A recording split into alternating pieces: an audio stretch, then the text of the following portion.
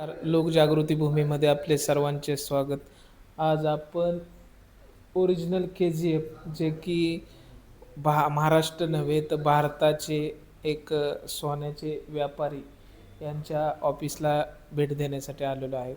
ते आपले रोहितजी पिसाळ यांच्या ऑफिसला आपण द्यायला आलेलो आहोत. आपण पाहू शकता की या ठिकाणी सर्व सुवर्ण म्हणजे हे केलेलं आहे. अगदी ही भिंतसुद्धा स्व म्हणजे सोन्याचं त्याला ग्लेझिंग आहे, पूर्ण सोन्याने ही केलेलं आहे.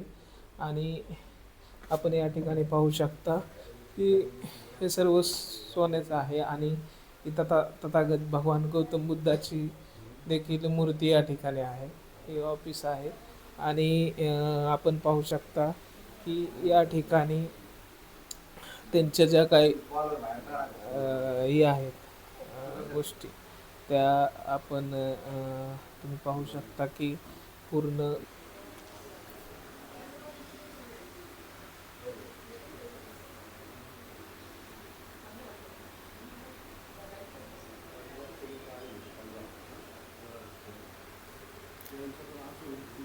या ठिकाणी सोफे असतील, खुर्च्या असतील, ह्या सगळं इथं बुद्धाची मूर्ती असेल, हे सगळं सुवर्णमय, सगळं सोन्याचं आहे. अगदी आपण पाहू शकता की कपडे देखील या ठिकाणी सोन्याचे आपल्याला आपण पाहू शकता की हे सगळं पूर्ण सोन्याचं आहे. तर ह्या सर्व गोष्टींच्या संदर्भात आपण सविस्तर चर्चा रोहितजी पिसाळ यांच्याशी करणारच आहोत, सखोल चर्चा करणार आहोत. थोड्याच वेळात त्यांच्याशी आपण बातचीत करणार आहोत. आपले सर्वांचे स्वागत. आपण सध्या अंधेरी या ठिकाणी जे की महाराष्ट्रात नव्हे तर भारतात आणि जगात ज्यांचं गोल्डमॅन आणि गोल्डचा बिझनेस आहे, असे आपले डॉक्टर रोहितजी पिसाळ यांच्या समवेत आपण आहोत. ह्यांना भेटण्याचं कारण असं आहे की खऱ्या अर्थाने जे की आपण पाहत असतो की आपल्या समाजासाठी, बौद्ध समाजासाठी की असंख्य लोक काम करतात, परंतु सरांचं एक आगळं वेगळं कामाची एक पद्धत आहे. किंवा त्यांनी एक आपण पाहिलं असेल की रमाई जयंती असताना त्या दिवशी त्यांनी एक साडी बनवली होती. त्या संदर्भात देखील आपण त्यांच्याशी चर्चा करणार आहोत. आणि असंख्य असे त्यांनी काही गोष्टी बनवलेल्या आहेत. या संदर्भात आपण त्यांच्याशी सविस्तर चर्चा करणार. साहेब जय भीम. जय भीम सर. आपण जी मध्यंतरी रमाई जयंती होती, त्यावेळी एक साडी बनवण्यात आली, जे की 39 कोटीची साडी बनवली. तर त्याचं म्हणजे आपल्याला कसं कसं ते सुचलं का असं? ॲक्च्युली त्याच्या पाठी एक मोठा इतिहास आहे. म्हणजे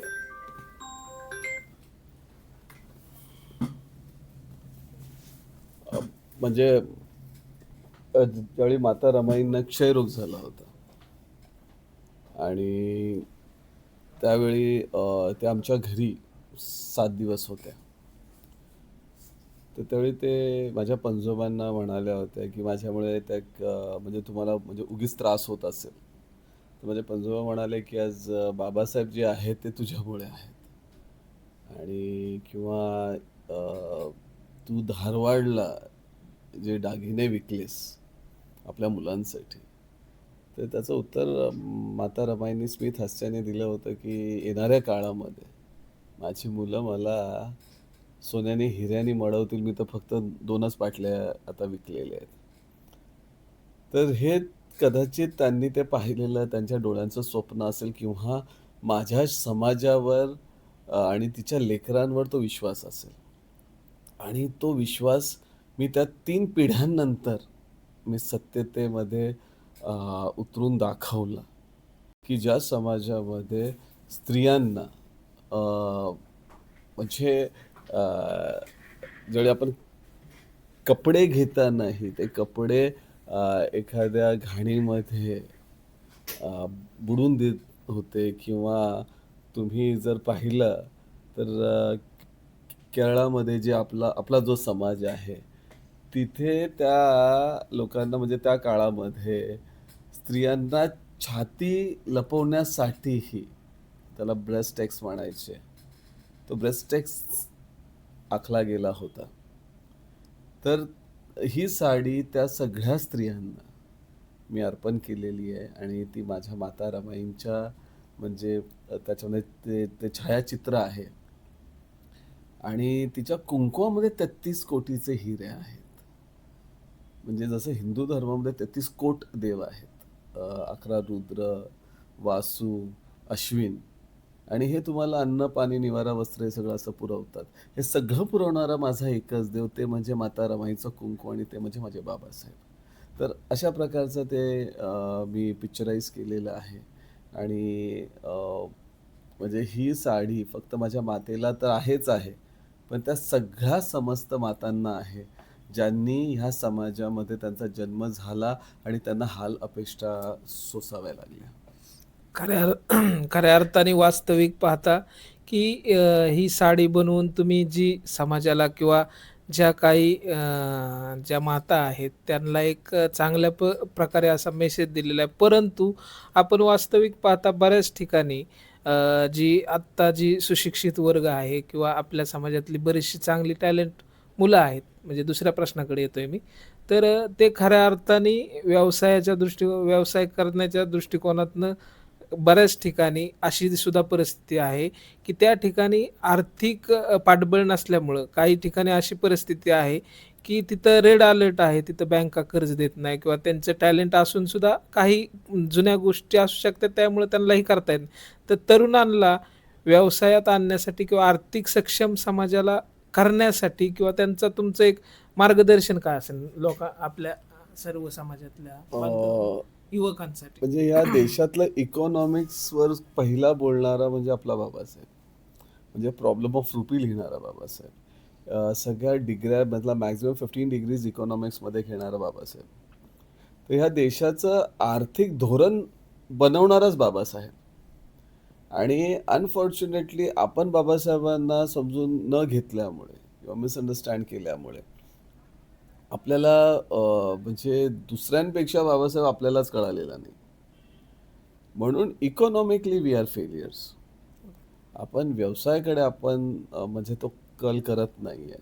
आपली एक पिढी नोकऱ्यांमध्ये गेली, म्हणजे त्यांना भरपूर नोकऱ्या वगैरे भेटल्या, पण दुसरी पिढी जी आहे तिला पुन्हा झिरोपासून सुरुवात करावी लागली, तीच नोकरी मिळवण्यासाठी.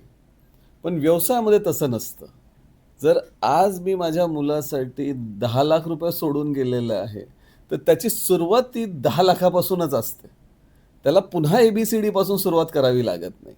तर आपली एक पिढी हू गॉट गुड जॉब्स हे सगळं झालं, पण दुसऱ्या पिढीला मात्र ते अवघड झालं, कारण there no jobs at that time for अस.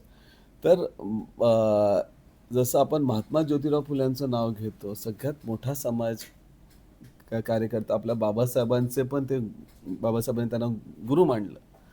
त्या महात्मा ज्योतिराव फुल्यांनी तुमच्यासमोर एक मोठा आदर्श ठेवला आहे. महाराष्ट्र टू कर्नाटका गोल्डचं मोनोपॉली असणारे आमचे महात्मा ज्योतिराव फुले.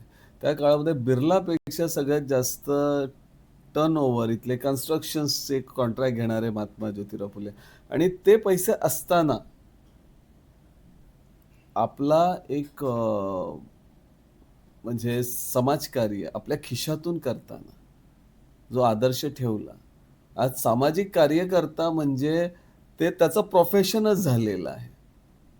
म्हणून एकही समाज कार्यकर्ता म्हणजे मला तो असा आदर्शवादी वाटायला आता मला खूप कमी झालेला आहे, कारण तो खिशातले पैसे न काढता त्याचं ते प्रोफेशन झालंय. आणि म्हणजे परत येऊन म्हणायचं मी समाजासाठी करतोय, पण ते त्याचा एक बिझनेस सुरू केलाय त्यांनी. म्हणजे समाजसेवा एक बिझनेस आज लोकांना वाटायला लागलेला आहे. तर हे होता कामा नये. अपार्ट फ्रॉम दॅट आपल्या मुलांनी इकॉनॉमिक्स खूप चांगल्या प्रकारे समजून घ्यावं, की जसं त्यांची जी एज्युकेशनल सिस्टम पण आपली जी आहे, unfortunately we are not prepared for economics. म्हणजे x+y=180. ऑरेंज एक्स का होते आणि मँगो वाय का होते हेच माहीत नाही म्हणजे मुलांना. छत्रपती शिवाजी महाराजांचा जन्म कधी झाला, औरंगजेब चा मृत्यू कधी झाला, हे तुम्हाला जनरल नॉलेजसाठी खूप चांगलं आहे, पण तुमच्या रिअल वर्ल्डमध्ये इट्स व्हेरी डिफिकल्ट. म्हणजे लहान असताना तुम्हाला अशा अशा पोएट्रीज येतात, की या झोपडीत माझ्या राजा सजी माली सौख्य कधी मिळाली ती सर्व प्राप्त झाली या झोपडीत माझ्या.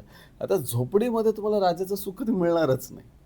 बरोबर. पण तरीही तुम्हाला ती ती गरिबी इतकी ग्लॅमरस दाखवण्यात आली. म्हणजे आम्ही लहान असताना रॉबिन हुड नावाचं एक होतं कॅरेक्टर. बरं. तो सगळ्या श्रीमंतांकडून तो चोरी करणार आणि फक्त गरिबांना देणार. म्हणजे श्रीमंत माणूस म्हणजे आपण 70s, 80s, 90s चे चित्रपट पाहिले, तर सगळे जे विलन असतात ना, ते सगळे श्रीमंत असतात श्रीमंत. आणि हिरो मात्र खूप गरीब असतो. तर हे जे तुमच्या डोक्यामध्ये अ, श्रीमंती हे फक्त म्हणजे विलन लोकांसाठी आहे आणि जो हिरो असतो तो नेहमी एखादा एखादा गरीब माणूस असतो. तर हे जे सांगितलं गेलं ते फार चुकीचं आहे. कारण लेजिटिमेट वे पण आहे पैसा कमवण्याचा ओके. आणि इव्हन बुद्धाने इकॉनॉमिक्सवर भरपूर बोललेलं आहे. ठीक आहे. तर मी मुलांना सांगेन, की आता खूप स्किल्ड जॉब्स आहेत. आता तुमच्याकडे इंटरनेट आहे. आता हे इंटरनेट एक ग्लोबल वर्ल्ड झालेलं आहे. ओके. आता तुम्ही इथे बसून म्हणजे पूर्ण युरोपमध्ये बिझनेस तुम्ही सहज करू शकता. तर तुमचा अभ्यास तुम्ही केला पाहिजे. तुम्ही त्या बिझनेसकडे वळायला पाहिजे. हेच सांगू शकतो मी. आपण त्यांना आपल्या माध्यमातून प्रेरित करण्यासाठी काय एक आदर्श व्यक्तिमत्व म्हणून बऱ्यापैकी तुम्ही हे काम करत असताना तुम्हालाच माहिती की समाजातले असंख्य नेते मंडळी थोडंसं राजकीय गोष्टीकडे मी का येतोय. तर हे काम करत असताना वास्तविक पाहता म्हणजे आमच्या माध्यमातनं मे बी पत्रकारिता करत असताना बऱ्याच ठिकाणी नावं न घेता असे काही नेते मंडळी आहेत, की त्यांनी फक्त त्यांच्या स्वार्थासाठी राजकारण केलं का समाजासाठी केलं, हितासाठी हे सांगणं अवघड आहे, हे वास्तविक पाहता. तसं कमी वेळात तुम्ही एक बिझनेसमॅन स्वतः असताना एवढ्या मोठ्या ह्याच्यावर असताना तुम्ही मी पाहिलं बऱ्याच ठिकाणी तुम्ही स्टेजवर गेलेला आहे. बऱ्याच ठिकाणी तुम्ही स्वतः एक स्वतः भाषण केलेलं आहे. स्वतः परवा दिवशी सुद्धा तुम्ही पाठिंबा दिलेला आहे. या असंख्य गोष्टी ह्या चळवळीतल्या म्हणजे प्रामाणिकपणे तुम्ही ही करत असताना, काम करत असताना तुम्हाला इथं कुठं विरोध होताना दिसतोय का? मला म्हणजे तुम्हाला अचानक कोणीतरी पॉलिटिशियनमध्ये तुम्ही पार्टी उभा करताय काय? असा कोणी काय म्हणजे काय वाटतंय तुम्हाला याबद्दल? माझा विरोध आता म्हणजे चारही बाजूनी आहे, पण मॅक्सिमम लोकांचं प्रेम पण आहे. ठीक आहे ना. मला ज्यावेळी क्रिटिसिझम होते म्हणजे ज्यांच्याकडे काही कामधंदे नाही आहेत, हे ते माझी चूक, मग माझी हेअरस्टाईल कशी आहे, मग हा गॉगलच कसा घालतो, हे सगळं करण्यात बिझी आहेत किंवा माझ्यावर कुठल्या केसेस झाल्या होत्या. They are very busy about it आणि त्याचं काही इट्स अ ह्युमन टेंडन्सी. पण एखाद्याला ते कळत नाहीये, की हा आपल्या समाजातला आहे, ह्याला बरबाद करून आपल्याला काय मिळेल? हे त्यांना अजून कळत नाहीये. आणि जितकं मी बाबासाहेबांचं चरित्र जर तुम्ही प्रॉपर ॲनलाईज केलं, बाबासाहेबांचा महाडचा सत्याग्रह घ्या, बाबासाहेबांचा KGFचं आंदोलन घ्या, बाबासाहेबांचं जे काही आहे म्हणजे काळाराम आहे, हे कुठलं इलेक्शन जिंकून त्यांनी केलं नाही. उलटं माझा बाप तर पहिलं इलेक्शन हारणाराच माणूस आहे, की म्हणजे थुकरट लोकांकडून हारलेला आहे माझा बाप. कारण माझा बाप हा पॉलिटिशियन कधीच नव्हता, तो लीडर होता. कारण लीडर कधीही कॉम्प्रोमाईज करत नाही आणि पॉलिटिशियन कॉम्प्रोमाईज शिवाय काही करत नाही. आणि बाबासाहेबांनी कधी लाईफमध्ये कॉम्प्रोमाईज केलं नाही. जर शासन करती जमात बना म्हणणारा तोच माझा बाप स्वतः मात्र लॉ मिनिस्ट्रीमधून रिझाईन करतो आणि परत बुद्धाकडे येतो आणि फक्त सामाजिक आणि रिलिजियस काम करतो. हे असं का केलं असावं?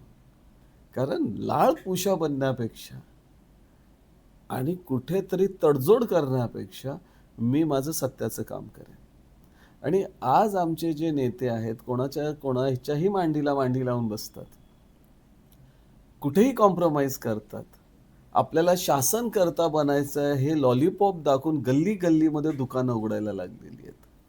आणि ही दुकानं म्हणजे जेवढे वोट नसतील तेवढी तर आता सध्या म्हणजे माझ्या मते पार्ट्या आहेत आणि आपल्यामध्ये जेवढ्या पार्ट्या आहेत आपल्या समाजामध्ये, मला वाटतं एवढ्या पार्ट्या कुठेच नसतील, म्हणजे वर्ल्ड वाईड कुठे नसतील, म्हणजे ह्याची मी गॅरंटी देऊ शकतो.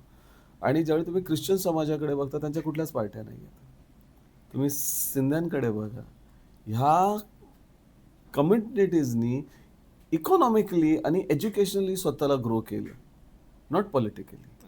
पण they are successful more than us, असं म्हणण्यात काही मला गैर वाटत नाही. बरोबर. आता तसं वास्तविक पाहता तुमच्याकडे बघण्याचा हळू-हळू कल म्हणजे समाजातल्या युवकांचा, जे की तुमच्यावरती असंख्य प्रेम करणारी जी आपले समाजातली किंवा सर्व जनता आहे, त्यांना एक असं वाटतंय तुमच्याकडे बघून, की खऱ्या अर्थाने हा व्यक्ती आपल्याला कुठेतरी आत्ता न्याय देण्याच्या म्हणजे देऊ शकतो, ह्या दृष्टिकोनातून आपल्याकडे बघितलं जातं. तर त्याबद्दल थोडंसं काय सांगाल? म्हणजे आपली काय प्रतिक्रिया मला आहे? तसं माहीत नाहीये नाही, की माझ्यावर तशी किती प्रेम मानसिकता करतात किंवा मी न्याय देईन की नाही, ते पण मला माहीत नाही. फक्त एवढं नक्की सांगेन की जसं मी माझ्या मुलासाठी विचार करतो की त्यांनी कुठेही एम-एन-सी कंपनीमध्ये किंवा 5 स्टार हॉटेलमध्ये बोलताना कुठेही त्यांनी जय भीम बोलताना लाजू नये आणि तो समाज घडला पाहिजे. आपल्यामध्ये स्वर नर्क आहे की नाही खरंच मला माहीत नाही. पण जर चुकून मला माझा बाप बाबासाहेब वरती भेटला, त्यांनी बुटानी सडकू नये, हे काम मला नक्की करायचं आहे. आणि ते करण्यासाठी जे काही मला समजतं, कुठेही बुद्धिझमवर कॉम्प्रोमाइज न करता, कुठेही बाबासाहेबांवर कॉम्प्रोमाइज न करता, मला ते केलं पाहिजे. आणि मला असं वाटतं जेवढ्या ह्या पार्ट्या आहेत, ह्यांनी तुम्हाला आणि आम्हाला आपल्या दोघांमध्ये भिंत उभी केलेली आहे. आपण बाबासाहेबांचेच लेकरं आहोत. पण आपल्यामध्ये ज्या भिंती उभ्या म्हणजे राहत चाललेल्या आहेत, हे फक्त पक्षांमुळे आहेत. या पक्षांच्या धोरणांमुळे आहेत. नाहीतर आजही बाबासाहेबांच्या आणि बुद्धाच्या नावावर आपण एकत्रच आहोत. पण ज्यावेळी आपण वेगवेगळ्या पार्टींची नावं घेतो, वेगवेगळ्या लीडरची नावं घेतो, मग आपल्या दोघांमध्येही भांडणं होत आहेत. म्हणून मला वाटतंय की पॉलिटिक्स सध्या काळाची गरज नाही आहे. सध्या काळाची गरज आहे एकत्र होणं. आणि जोपर्यंत आपण एकत्र होत नाही, म्हणजे यंग जनरेशननी तर ह्या नेत्यांच्या मागेच लागू नये. कारण देशपांडे गोडबोले हातात दगडी आणि काट्या घेत नाहीत, ते आपलीच पोरं घेत आहेत.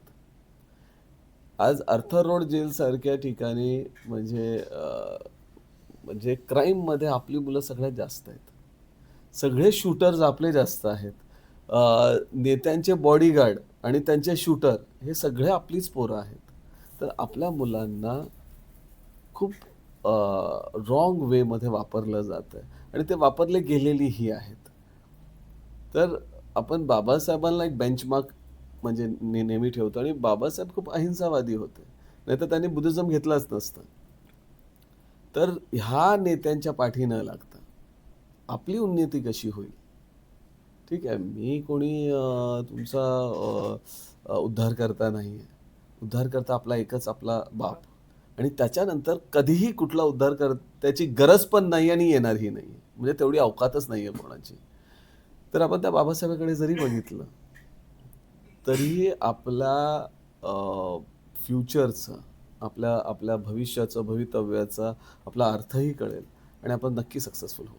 खऱ्या अर्थाने वास्तविक पाहता बरेचसे विशिष्ट समाजाचं नाव न घेता तिथं उद्योजक लॉबी आणि उद्योजक करण्यासाठी एक प्रेरित व्याख्यान किंवा प्रेरित करतात, परत मेळावे घेतात आणि त्या दिशेने त्यांचं कामकाज चालू आहे. तर खऱ्या अर्थाने भविष्यात असं काय आपलं आहे का? म्हणजे त्या पद्धतीने कामाची तसले प्रोजेक्ट्स होतीलही आणि आता पण मला वाटतं एंटरप्रेन्योर्स खूप जण करतायत.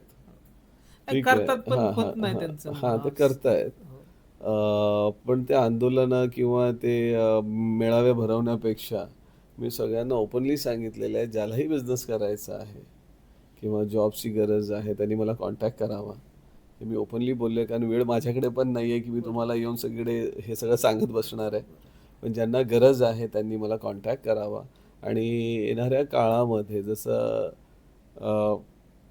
कुठल्याही म्हणजे जसं आपण एखादा गुजराती पाहिला तर आपल्याला सोन्याचं दुकानच दिसतं. एखादा सिंधी पाहिला तर एखादा मोठा बिझनेस दिसतो किंवा एखादा शेट्टी म्हटलं तर हॉटेल, बार्स तुम्हाला दिसतात. तसं असं एक स्वप्न आहे की बाबासाहेबांचा समाज हा बुद्धिस्ट समाज म्हटलं तर एक गोल्ड कम्युनिटी म्हणून त्याची ओळख व्हावी.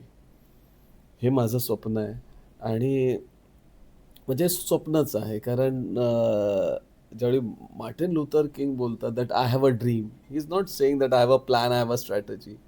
एक असतं, एक विजन असतं. ज्यावेळी तो हे बोलतो की एक ब्लॅक एक व्हाईट बरोबर बसून एका टेबलवर चहा पितील, which was impossible that time. ज्यावेळी बाबासाहेबांनी सांगितलं की हिंदू धर्म सोडून जायचं आहे आपल्याला आणि आपण एक स्वतःचं युग उभं करणार आहे, हे त्यावेळी इट वॉज इम्पॉसिबल, पण ते घडलं. असं मी आज एक स्वप्न बघतो that I also have a dream, की एक गोल्ड कम्युनिटी ह्या समाजाची उभी व्हावी. अत्यंत सुंदर तुमचं म्हणजे समाजाकडे बघण्यात दृष्टिकोन किंवा त्या दिशेने आपलं काम चालू आहे. एक असाच एक अँटिक तुम्ही एक हे ॲपल जी बनवलेलं आहे, त्यामागचा हेतू म्हणजे काय असावा किंवा हा कशासाठी? 20 क्रोर्सचा एक ॲपल आहे हं. आणि हे एक बुद्धाच्या आर्टमध्ये आपण त्याला प्लेस करणार आहोत. तो ॲक्च्युली त्याच्यासाठी बनवलेलं आहे. अजून असंख्य मी पाहिलं होतं की पेन वगैरे सुद्धा तुम्ही बनवला होता. म्हणजे विविध अशा काही गोष्टी आहेत ज्या की तुम्ही त्या सोन्यानी आणि लोकांना ऐकाय किंवा बघण्यात प्रत्यक्ष असं स्वप्न बघतोय का काय? अशी वास्तविक पाहता म्हणजे माझं उदाहरण देतो. ज्यावेळेस इथं आलो मी काल, माझे स्टेटस ठेवले, माझी वेबसाईट 48,00,000 वाचक वर्ग बघतात. त्यावेळेस वेबसाईटला किंवा मी अपलोड केलं किंवा मी ठेवलं, तर मला फोन यायला सुरुवात झाली. की त्यांना असं स्वप्न नाही का म्हणजे बाबा एक सर्वसामान्य आणि एवढं ह्याच्यातला व्यक्ती असं म्हणजे आम्ही पोचू शकतो किंवा एवढी असं असू शकतं ती विचारांच्या पलीकडे म्हणजे हा माझा वैयक्तिक अनुभव आला आणि तुम्ही स्वतः तर प्रत्यक्षात ह्या सगळ्या गोष्टी म्हणजे ही स्वप्न आहे की काय हे असणारी वास्तविकता आहे आणि खऱ्या अर्थाने तुमचं आमच्या लोकजागृती भूमीच्या माध्यमातून खरं तर कौतुक करतो आणि तुम्ही असंच म्हणजे कार्य जे पुढं चालवलं आहे, हे कार्याला देखील आम्ही शुभेच्छा देतो आणि खऱ्या अर्थाने मीडियाच्या माध्यमातनं किंवा आम्ही तुमच्या पाठीशी आहोत आणि खंबीरपणे तुमच्यासोबत आम्ही ज्या तुम्ही कार्यात आहे, त्या कार्यात सहभागी आहोत. मी लोकजागृती भूमी संपादक अमित बगाडे. धन्यवाद. जय भीम.